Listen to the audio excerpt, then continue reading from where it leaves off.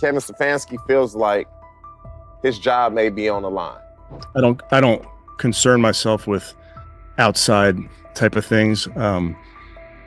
But I'm committed to his development, just like all of our rookies. So we'll continue to focus on getting our guys better. And that's what we'll stay committed to, and that's what's important to me. And so you didn't get this man a fighting chance to compete. He went into a gunfight with 2 knives. He gonna lose that every time. You know you're going to waive Tyler Huntley. So what good did that 2-minute drive do for him? Was it going to help him? Don't you think Shedeur would have benefited more from a 2-minute drive than Tyler Huntley? Coach Kevin Stefanski looks like he's backing off, and the heat is clearly on him and the Browns to make a call. After the game, several offensive linemen who'd been on the field with Shedeur Sanders were waived, and a few players had their deals terminated. The blowback was immediate, forcing Stefanski to explain his handling of Shedeur's snaps, especially why he pulled him before the 2-minute hurry-up, a situation many felt fit the rookie perfectly. Stefanski didn't sound convincing. Under obvious pressure, he said he put Tyler Snoop Huntley in for the final 2 minutes to get him tuned up. He looked rattled delivering it, still pushing the idea that Huntley needed that work. Let's be real, Huntley was an emergency pickup when injuries piled up. He's a stopgap, unlikely to stick on the 53, and yet Stefanski used that moment to sit Shedeur. The message in his tone was hard to miss. He knows the choice isn't playing well, and the whole approach around Shedeur Sanders is already blowing back on the staff. Before we go deeper into Stefanski's full comments and what they mean going forward, don't forget to like the video and subscribe for more updates. As for the decision itself, the head coach's shaky explanation only highlighted how tense things have become. Framing the move as a tune-up for Huntley doesn't track with the stakes or with Shedeur's development timeline. It looks less like a plan and more like a scramble, and it's starting to backfire. And did you, I'm sure you kind of answered this last night, but why didn't you keep him in for the 2-minute, or why did you decide to take him out? Yeah, nothing more than decided to give Snoop. TJ Houshmandzadeh, the former NFL wideout, didn't mince words about Kevin Stefanski's handling of Shedeur Sanders. He said that in all his years around the league, he's never seen a coach appear so uninterested in a player's success. To Houshmandzadeh, Stefanski's choices look personal, like there's a grudge against Shedeur, and that's what he finds most troubling. TJ Houshmandzadeh called the bias blatant and cautioned that, if it's real, the push on the Browns to dismiss Kevin Stefanski will only intensify. The fans gonna be saying, Shedeur our quarterback. Shedeur should be our starter. Shedeur should be the guy that starts game 1, week 1. Look what he did. They didn't want that to happen.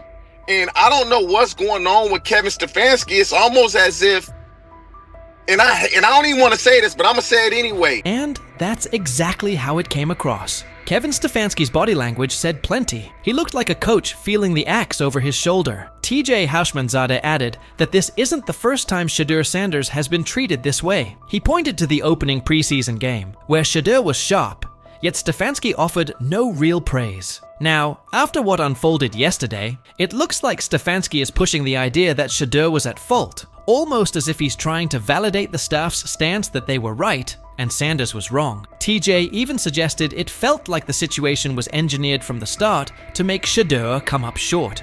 Well, like when he played well the first game, he was so off-putting, like, oh yeah, well, we'll see what happens next. Like, he played great, man. He exceeded our expectations. He didn't say none of that.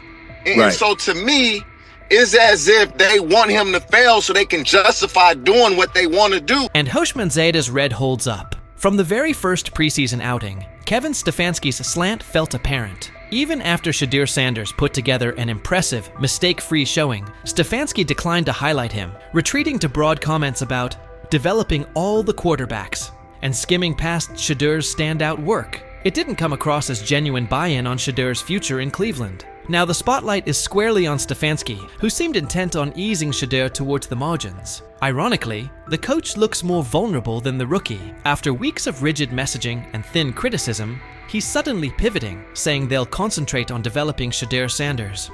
An about-face that screams pressure from the fan base. And it isn't only fans. Reporters and analysts are pressing him as well. Emmanuel Acho weighed in, arguing that by placing Shedeur with an offensive group filled with players unlikely to make the 53, Stefanski engineered a no-win evaluation. Acho's point was straightforward. Even a quarterback with Tom Brady's resume would have struggled in that setup with that caliber of support. In those conditions, any rough patches for Shedeur were predictable, an indictment of the context, not the quarterback. What a COVID year, so he gave everybody an extra year if you wanted it. Understandable. But listen, What the chat say? The chat believe he took a shot or no? Let me look in the chat. I ain't even open my phone. Hold on. I'm curious to see what the chat would think. They are saying Hushman Zeta's take still holds. From the first preseason snap, Kevin Stefanski's slant felt obvious. Even after Shedeur Sanders delivered a crisp, mistake-free showing, Stefanski sidestepped any real credit, defaulting to broad talk about developing all the quarterbacks and skating past Shedeur's standout work. It didn't read like genuine buy-in on Sanders' future in Cleveland. Now the spotlight has swung to Stefanski, who looked intent on easing Shedeur to the edges of the plan. Ironically, the coach seems more vulnerable than the rookie. After weeks of rigid messaging and thin critiques, he's suddenly pivoting, saying they'll focus on developing Shedeur Sanders. A shift that screams fan pressure. And it isn't only the fan base. Reporters and analysts are pressing him too. Chad Okosinko weighed in, arguing that by sticking Shedeur with an offensive group filled with fringe or soon-to-be-waived players, Stefanski set up a no-win evaluation. Ochocinco's point was straightforward. Even a quarterback of Tom Brady's caliber would have struggled in that environment with that level of support. In those circumstances, any rough patches for Shedeur were predictable, an indictment of the setup, not the quarterback. Chad Ochocinco warned that the chorus of team-friendly critics would soon start branding Shedeur Sanders a bust, reducing him to fifth-string status, and the real problem would get ignored. Kevin Stefanski put Shedeur in a no-win setup. Despite growing backlash, Ochocinco argued this all looks like a coordinated effort to drag Shedeur down, with more energy spent tearing him apart than acknowledging why he struggled. He was right about the setup, but wrong about the Browns skating by. Fans are loudly calling for Stefanski's job over what they view as clear bias towards Shedeur Sanders,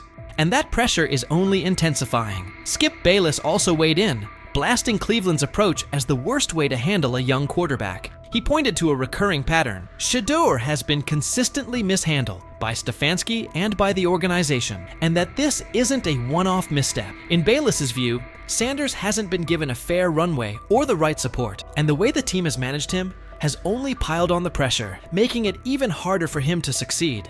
I'm outraged, I'm sickened, and I'm saddened by the way Shedeur continues to be treated in the National Football League, now by those sorry-ass Browns and sorry-ass Kevin Stefanski. Given how this has played out with Shedeur Sanders, it's hard to escape the sense he was put behind the 8-ball from the start. When he made his first preseason start, Stephen A. Smith said the Browns were setting Shedeur up to fail, and recent events only strengthen that take. Between the lack of meaningful first-team reps and a string of puzzling play calls, the context never looked built for growth. At this point, the pattern makes his setbacks feel less like natural growing pains and more like the product of an environment that was never set up for him to succeed. But if you're the National Football League, okay, clearly it's not about talent anymore. It's about something else.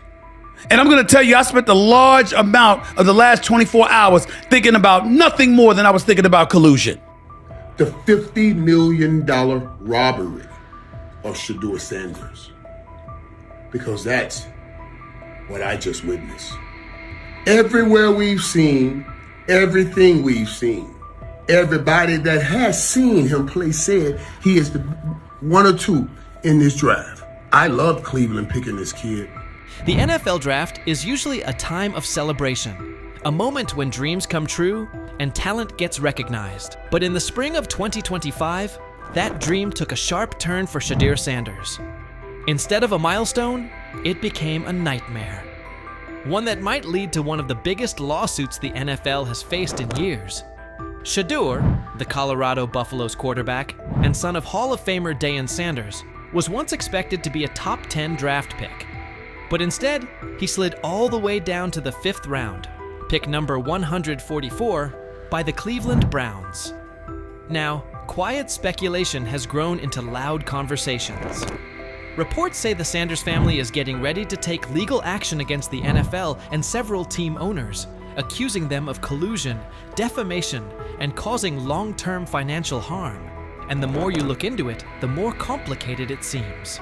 From the outside, Shedeur's sudden drop in the draft doesn't add up. What we're looking at is a convergence of a lot of history falling into one weekend. There's a history of the NFL and their ideas about protecting the shield and what they feel like. There's histories of the Sanders, history of the quarterback, which makes this really complicated and pretty much impossible to find one specific answer about why Sanders fell. He was probably already a fringe first-round pick, so some of the mock drafts were wrong. There's probably some owners out there who wanted to humble him and Sanders, and then there's just the talent that was there.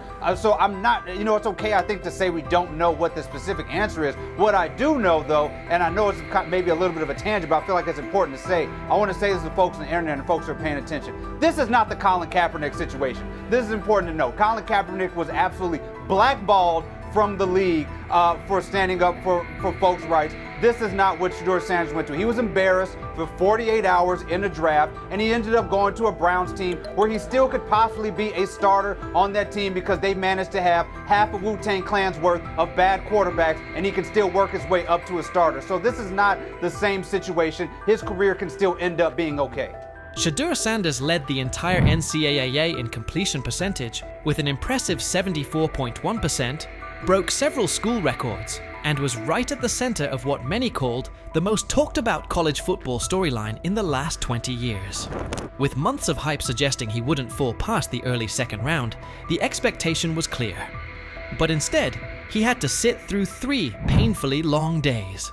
Then came pick number 144, a moment that quickly went viral for all the wrong reasons. The cameras at his private draft party cut away. The champagne never even got opened. The room went completely silent. Deion Sanders didn't hold back afterward. According to those close to him, he was furious, allegedly saying, "This league just blackballed my son." At first, it sounded like a heartbroken father speaking out, but not long after, the leak started. Because how in the hell does 32 teams in the National Football League pass on a quarterback that was universally recognized one of the top 3 quarterbacks in the country entering this draft, and 32 teams passed on him? Not once, not twice, not 3 times, but 4 different times they passed on him. How the hell does that happen? 4 rounds. It doesn't happen to a quarterback. We've never seen anything like this before.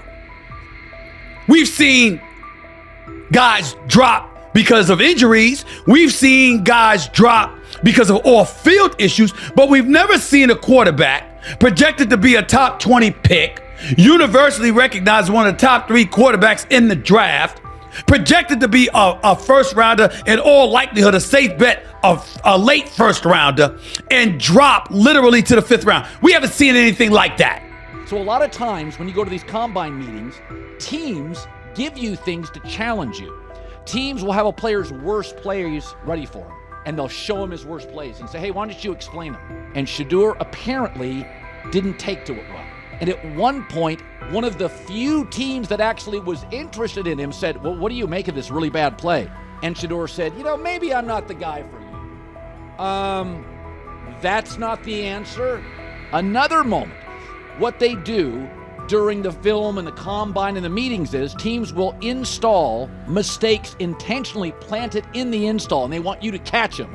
Shedeur didn't, and when a coach called him out, once again, it didn't sit well. It's like, bro, there's not many teams needing quarterbacks, especially since Pittsburgh appears to have a deal with Aaron Rodgers and Tennessee's getting Cam Ward. So you're down to the Giants, who were not interested at all, and Cleveland, who traded out of that 2 spot because clearly they were looking for next year's class like the Rams are. Based on internal messages uncovered by a private investigator working with Shedeur Sanders' legal team, messages that haven't been made public yet but are currently being looked into by several independent news outlets, it looks like a few NFL team owners may have raised red flags about the media frenzy and the branding baggage tied to Shedeur. Even more concerning, there are reported claims that some team ownership groups were having behind-the-scenes talks, quietly advising each other to steer clear of drafting Shedeur unless they absolutely had no choice. People close to the Sanders camp say these private conversations even mentioned things Deion said back during Super Bowl week. Those blunt interviews where Coach Prime made it clear they would call the shots and wouldn't play for certain teams. Basically, they were following the same playbook Eli Manning used. Will you step in Eli Manning like, Deion Sanders like, to the point where like you told him, hey man, I ain't taking that psych test with the Giants. I followed you after that. I said I wasn't taking it either. Will you step in and do some of that if it's the wrong organization and say he ain't going there? Yeah, but I'm not going to do it publicly. I'll do it privately. This time around, though, the league supposedly answered with a wall of silence and behind-the-scenes sabotage. According to insiders, the upcoming lawsuit is expected to claim that the NFL worked together to hurt Shedeur's draft stock, not because of his skills, but because of how things looked in the media, internal politics, and bruised egos. If they played the cards and picked him up in the 5th round, but I surely would like to know how they knew he would still be there in the 5th round. I've been on that stage for years and years and years.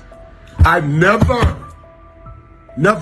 seen them position the cameras in position, give forewarning about who's about to be drafted. I wonder if Cleveland got a call from somebody in the NFL saying, we got to draft this kid. You just robbed this young man of $50 million. And it wasn't on his playing ability. Wow. Shame on you. Primetime Deion Sanders' natural bravado, coupled with that of his son. They say that the whole interview process wasn't that impressive. When he showed up at the NFL scouting combine and refused to work out, that hurt him. The interview process while he was there hurt him, etc., etc. You know what, y'all? I get it. It makes perfect damn sense if he's drafted in the 2nd round. It's the fact that he fell to 5th that's alarming. After the draft, analysts on Fox Sports tried to make sense of the slide. Some said Shedeur wasn't a once-in-a-generation type of player. Others questioned his intangibles or pointed to the so-called baggage he brought with him. But instead of cooling things down, those comments only added fuel to the fire for Sanders' legal team. They're asking, how does a quarterback with a higher completion percentage than the #1 overall pick fall more than 130 spots? Why did draft experts rate him so highly, yet not one NFL GM publicly pushed back when he slid? From the Sanders camp's point of view, this wasn't just a case of a poor team fit. It looked more like a deliberate effort to send a clear message. Players don't get to control their future. That power belongs to the league. And nothing seemed to capture that message more clearly than Colin Cowherd's widely shared line: "Nobody wants a celebrity backup quarterback." According to sources, that quote is already being looked at closely by attorneys and has shown up in early versions of the legal filing. To them, it's more than just a jab. It's part of the case. I'm outraged, I'm sickened, and I'm saddened. By the way, Shedeur continues to be treated in the National Football League, now by those sorry-ass Browns and sorry-ass Kevin Stefanski. I understand in a situation like that, when it comes to the 3s and 4s that you're playing with that aren't going to be on the squad and not going to make the team, give your quarterback a chance. Okay, you know what? You know they can't hold up that long? Let's play quick game. Let's play quick game just to get Shedeur in the goddamn rhythm. But no, you come out calling regular offensive plays. When they're at practice, Shedeur Sanders is not their priority. When he is at practice, he was staying hours beforehand, leaving hours later. Shedeur Sanders wasn't just tossed into the game last night, he was dropped into a no-win setup. Nothing about it felt accidental. From his first snap, it looked like one player against the entire machine. The Cleveland Browns, led by head coach Kevin Stefanski, seemed intent on cooling the hype and slowing his momentum. Instead, the plan backfired. The performance and the circumstances around it have sparked a wave of scrutiny, with analysts and reporters now calling out Stfansky and the Browns front office for engineering a preseason situation that stacked the deck against Shedeur. I'm going to answer this question by saying Shedeur Sanders, and I'm going to tell you why. I think he's being set up to. Stephen A. Smith said from the outset that the entire preseason would be engineered to undermine Shedeur Sanders. He argued that even starting the first preseason game was part of a plan to make him stumble, fueling the idea that he's just a 5th-round pick, and validating the skeptics. Whether that blueprint existed before the games kicked off or not, it didn't stop there. Now, attention has turned to Kevin Stefanski and the Cleveland Browns for placing Shedeur in an unfamiliar system and circumstances that set him up to falter. Garrett Bush echoed that criticism, noting that regardless of how hard Shedeur worked before and after practices, he was never treated as a true priority in their plans. When they're at practice, Shedeur Sanders is not their priority.